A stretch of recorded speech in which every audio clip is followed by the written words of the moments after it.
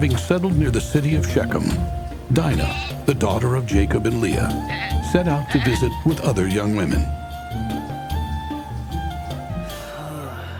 But when Shechem, the son of the local ruler, saw her, he seized her and forced himself on her. And Shechem's soul was drawn to Dinah.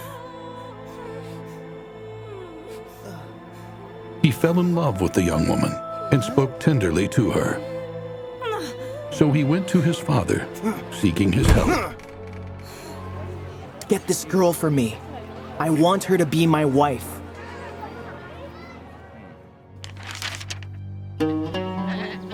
When Jacob heard that Shechem had defiled his daughter, his sons were out tending the livestock, so he restrained himself until they returned. When Shechem's father, Hamor, came to speak with Jacob on behalf of his son, Jacob's sons had already returned from the field. By then, they had heard what happened and were outraged by what Hamor's son had done, for such a thing should never happen. My son's heart longs for your daughter. Please give her to him as his wife. Give your daughters to us and take our daughters as your wives. You can live with us, and the land will be available to you. You can do business, trade with us, and acquire property. Please, let me find favor in your eyes. Ask me for as large of a dowry as you would like. I will pay whatever you ask. Only give me your daughter as my wife. The sons of Jacob devised a plan and answered Shechem and his father deceitfully because he had defiled their sister Dinah. They said to them, "We cannot do as you ask, because it would be a disgrace to give our sister to someone who has not been circumcised. Only on this condition will we consent to your request. Become like us by having every male among you circumcised." Do this one thing, and we will give our daughters to you, and take your daughters to be our wives. We will live with you and become one people.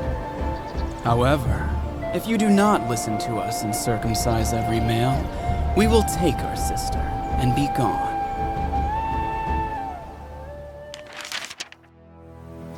Hamor and his son were pleased with the offer made by Jacob's sons.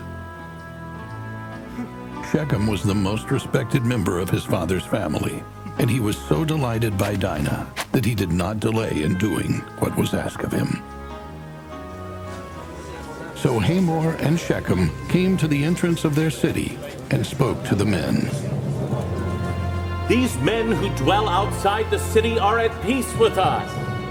Let them live in the land and do business here, for this land is large enough for them. We will take their daughters for our wives, and we will give them our daughters to be their wives. On this condition, they will consent to become one people with us. Every male among us must be circumcised, as they are circumcised. Will not their livestock, their property, and all their beasts be ours? So let us agree to do what they have asked. All the men who went out of the gate, who listened to what Hamor and his son had to say, agreed with them, and every male in the city was circumcised.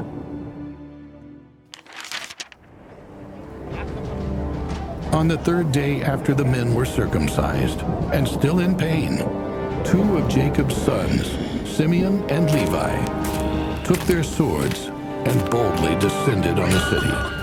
They killed every male with their swords.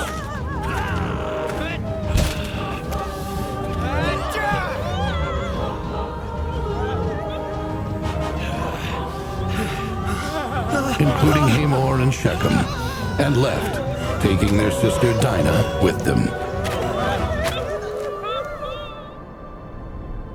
Then the sons of Jacob entered the city and looted it. They took the sheep, cattle, and donkeys, whether in the city or in the fields, They also took the wives and children captive and took everything that was in their homes. They did all of this because of what had happened to their sister, Dinah.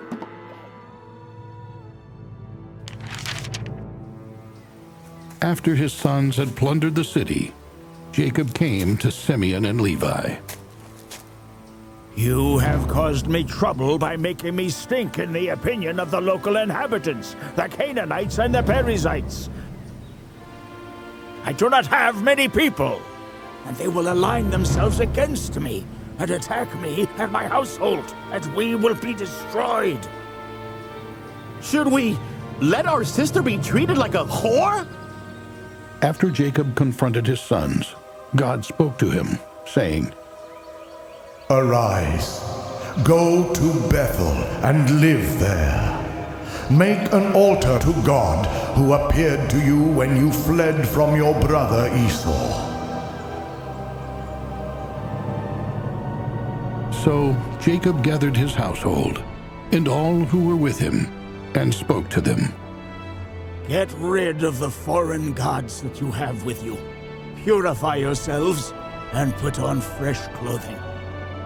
We will go to Bethel. There I will build an altar to God, who answered me when I was in distress and stayed with me wherever I went.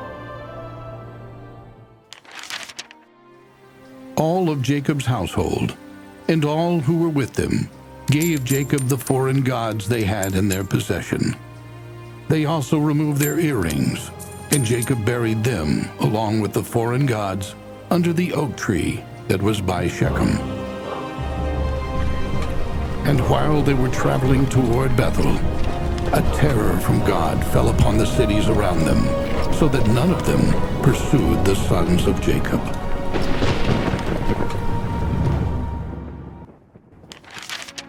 Now Dinah, the daughter of Leah, whom she had borne to Jacob, went out to see the women of the land.